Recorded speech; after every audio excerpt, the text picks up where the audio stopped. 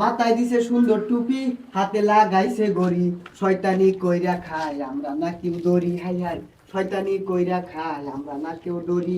কিরে সিন্ডিকেটের গন্ধ পাইতাছি। নেতা ভালো আছুন? রমজান মাস আইনের লাগে কিছু উপহার লইছি। ইস রে আরে চাউলেরা একে লেটা বেটা ঘুরে ফেলাইছে, আড়ালে দিবি নে। নেতা রমজান মাস আইছে, বুঝুনি তো বিষয়টা। বুঝি বুঝি সবই বুঝি। অনকুন্ডাতে কয়টি রে বাড়াইবি ক হুনি।